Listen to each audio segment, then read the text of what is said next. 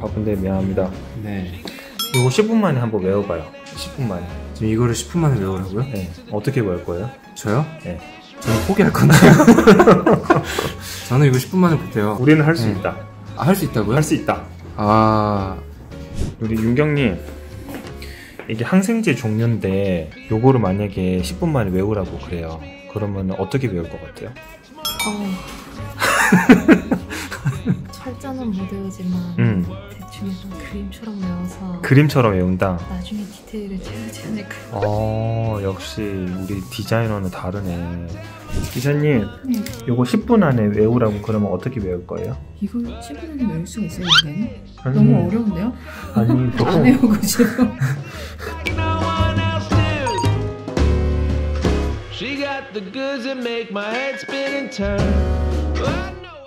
제가 오늘은 항생제 그림을 가지고 왔어요. 오늘 뭘로 좀 암기법을 여러분들께, 정말 이 암기라고 하는 거 누구나 다 해야 되는 거고 어떤 분야든지 간에 내가 암기 없이는 살 수가 없잖아요. 근데 의대라든지 아니면은 여러 가지 뭐 사법고시라든지 이런 것들 보면은 정말 수없이 많은 방대한 지식을 학습을 해야 되는데, 이 암기만 잘 해도 내가 굉장히 빠르고 효율적으로 무언가를 좀 성취를 해낼 수가 있잖아요. 어떤 일이든지 암기라고 하는 게 많이 도움이 되기 때문에, 이제 많은 의사 선생님들도 그렇겠지만 많이 이제 공부를 하시는 분들이라면 암기라고 하면은 좀 지긋지긋하다 이런 생각들도 많이 하실 수 있는데, 이 평범한 머리로 어떻게 암기를 하는지 그 구조에 대해서 여러분들과 한번 이제 얘기를 좀 한번 해볼까 합니다. 제가 생각하는 암기의 단계가 총 5단계인데 예전에도 여러분들께 한번 얘기를 한 적이 있었어요. 근데 오늘은 조금 순서를 바꿔서 직설적으로 이제 암기를 어떻게 하는지 여러분들께 말씀을 드리도록 하겠습니다. 오늘 가지고 온 이 그림이요, 이제 항생제 그림인데요. 이 항생제는 저도 처음에 봤을 때 헉했어요. 이거를 뭐 어떻게 외우라는 거야? 그래서 저희 이제 코스모 회사의 이제 팀원들한테도 이렇게 물어보니까 이거 10분 만에 외워라. 10분 만에 외울 수 있겠냐? 이렇게 얘기를 하니까 다들 이제 제각각 자신들이 가지고 있는 이런 암기 방법들을 얘기를 서두에 제가 넣어드렸잖아요. 근데 저는 이제 어떻게 하냐면, 이 그림이 굉장히 그래도 예쁘게 잘 그려져 있는데 이 그림을 만들기 위해서 이 저자는 얼마나 많은 노력을 했겠어요. 그렇죠? 우리한테 최대한 쉽게 설명을 하기 위해서 이 그림을 그렸단 말이죠. 그러면은 우리는 이 그림을 그린 사람한테 감사의 마음을 좀 전달해야 되고, 그리고 이 사람이 얼마나 수고스러운 상황이었는지도 한번 우리가 체감을 한번 해봐야 됩니다. 그래서 되게 감사하죠. 보통 이렇게 보면은 대부분 쭉 그냥 읽으면서 종이에 적으면서 이렇게 외운다고 해요. 근데 저는 일단 큰 틀, 이게 어떻게 보면은 나중에 또 말씀을 드릴 수 있는 목차 공부법의 하나인데, 큰 목차를 하나 그립니다. 우리가 밤하늘의 별이 정말 만약에 무수히 많으면은 그 안에서 북두칠성을 내가 만들고, 그리고 어떤 뭐 전갈 자리라든지 물병 자리라든지 이런 큰 틀을 가지고 내가 한번 본 다음에 그 다음에 좀 세세한 그런 별들을 보는 것처럼 이것도 마찬가지예요. 자, 크게는 1번, 그리고 2번, 3번, 4번, 5번 이렇게 있습니다. 그쵸? 이게 우리가 항생제라고 하는 게 크게 5가지 종류가 되어 있구나를 알고 계시면 돼요. 그래서 여러분들이 이제 눈을 딱 감고 항생제라고 하면 5가지가 있어. 큰 틀에는 무조건 그냥 5가지가 있어. 이것만 알고 있어도 굉장히 큰 성공입니다. 그래서 자, 1번을 한번 볼게요. 자, 1번을 쭉 가니까 세포벽, 이게 세균이거든요. 이게 세균. 세포벽을 합성을 억제를 시킨대요. 항생제가 이 가장 바깥에 있는 이런 세포벽을 공격하는 항생제가 있구나. 그리고 2번은 세포벽을 지나가지고 안쪽에 보면은 두 번째 막이 있는데, 두 번째 방어막이 있는데 이 세포막이라고 하는 거를 공격하는 항생제가 있구나를 이제 생각을 하시면 되고, 자, 안쪽으로 그럼 들어가겠죠. 겉을 다 뚫어가지고 들어가면은 안에 가니까 큰 먼 덩어리가 3개가 딱 있어.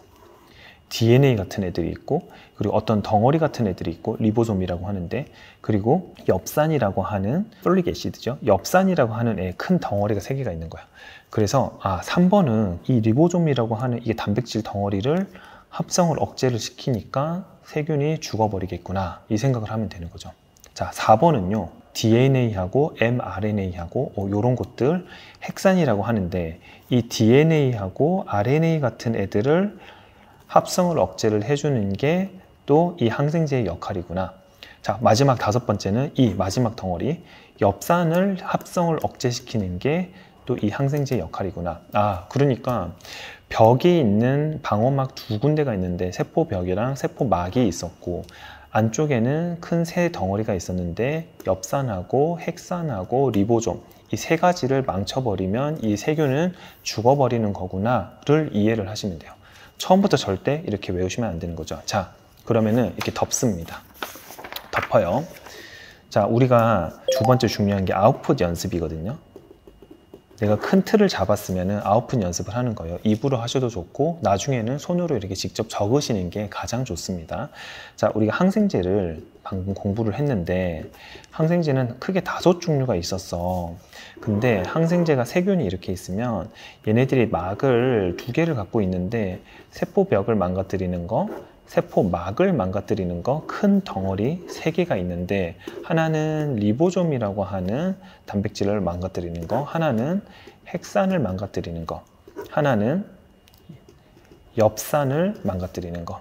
요렇게 3가지가 있다. 아, 그래서 큰 종류가 5가지가 있구나는 이제 여러분들 절대 잊어먹지가 않습니다. 자, 다시 돌아와서 여러분들 이제 이해는 되셨죠? 근데 이제 하나하나 볼 거예요. 아, 세포벽을 합성하는, 억제하는 그런 항생제들은 어떤 것들이 있을까? 아, 이게 너무 궁금하잖아요. 근데 보면은 너무 많아요. 아, 무슨 말인지도 모르겠어. 이 스펠링도 너무 어려워. 그쵸? 근데 저는 어떻게 공부하냐면, 이 중에서 가장 친근한 아이를 하나 고릅니다. 제가 가장 친근한 아이는요, 바로 이 페니실린이라고 하는 거예요. 페니실린. 여러분들도 많이 들어보셨죠? 페니실린. 이런 페니실린. 그리고 이제 2번, 세포막이었잖아요. 세포막을 좀 변화시키는 그런 이제 항생제의 종류는, 뭐가 좀 또 익숙할까요? 뭐 좀 들어봤는데, 답토마이신.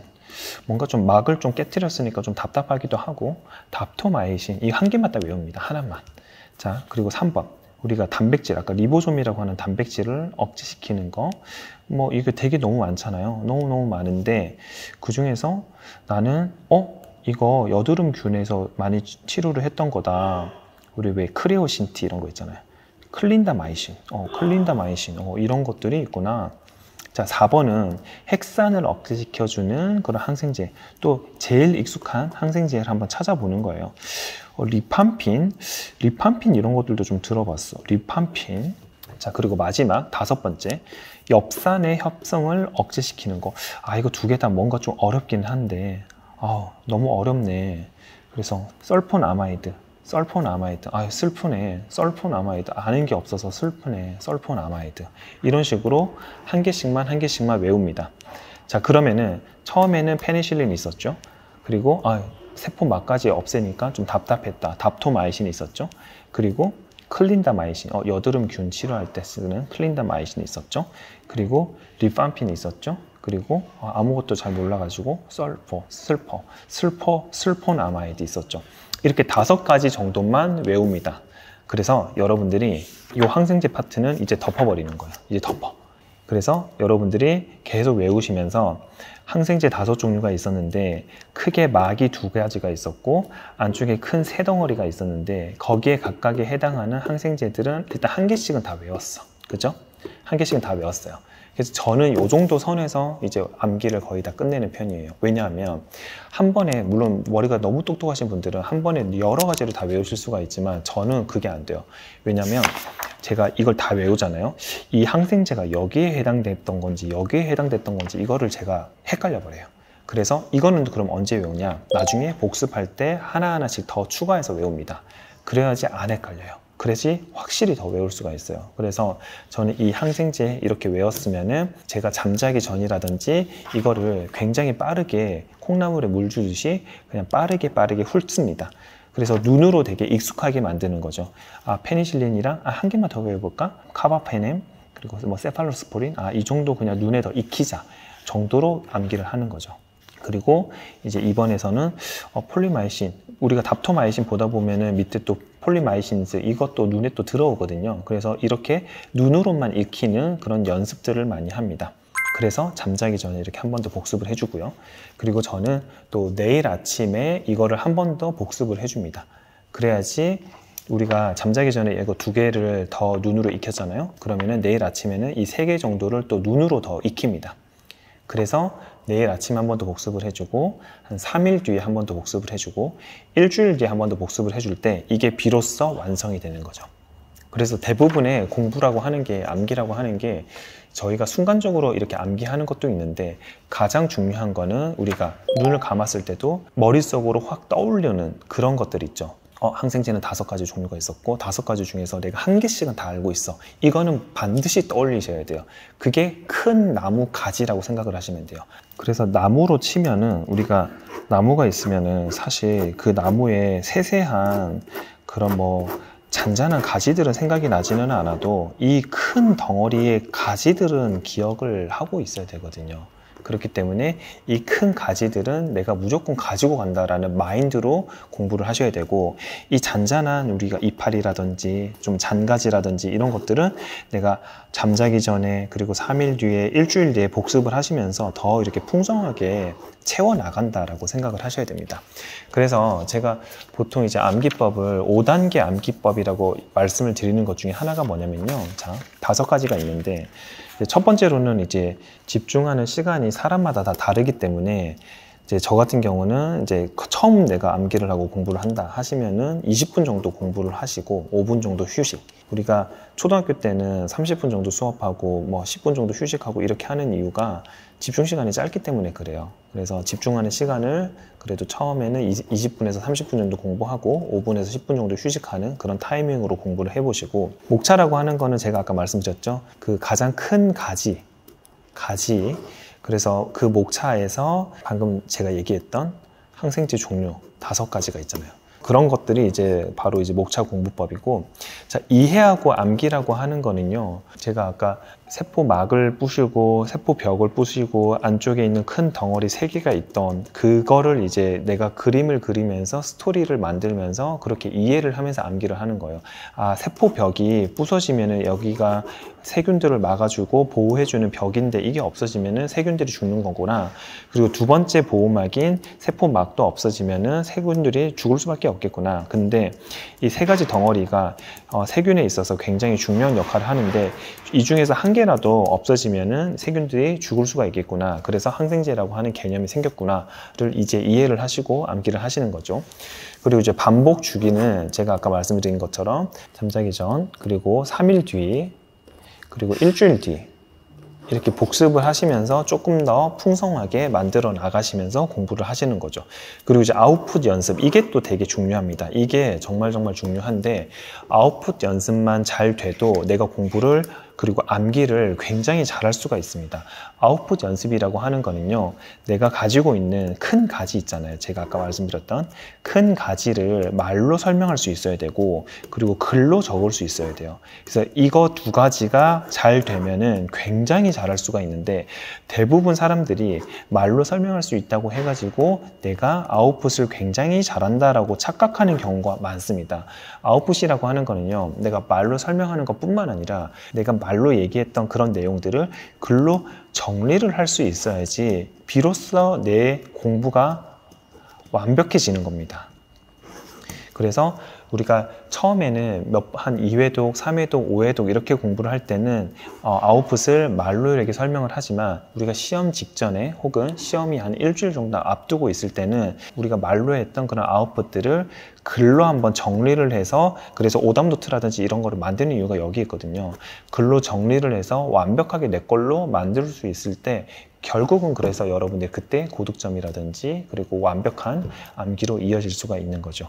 그래서 제가 아까 말씀드렸던 그 5가지 항목, 5단계 항목 꼭 여러분들 숙지 잘 하셔가지고 여러분들 암기에 큰 보탬이 되셨으면 좋겠고, 제가 말씀드렸던 이런 것들은 어떤 시험이든 어떤 과목이든 공부든 다 적용을 할 수가 있는 방법이기 때문에 여러분들이 무조건 체화시켜서 여러분들이 공부하는데 혹은 일을 하시는 데 있어서 이런 방법들을 체화시키시다 보면은 여러분들 아무래도 잘하고 계시지만 그 잘하고 계시는 능력에 훨씬 더 날개를 달 수 있는 그런 좋은 방법이 될 거라고 생각을 합니다. 그리고 여러분들만의 방법도 잘 찾으셔서 적용을 시키시면은 그것보다 더 좋은 공부 방법은 없겠죠. 그래서 오늘 암기법 제가 간단하게 좀 설명을 드렸는데 오늘 또 영상이 또 도움이 되셨으면 좋겠네요. 얘들아, 명사 누가 뭔가 그러나 사고를 만들 때 가장 앞에 온다 라고 돼 있죠. 자, 1번 관사 우리 배웠어. 오케이? 이해됐나요?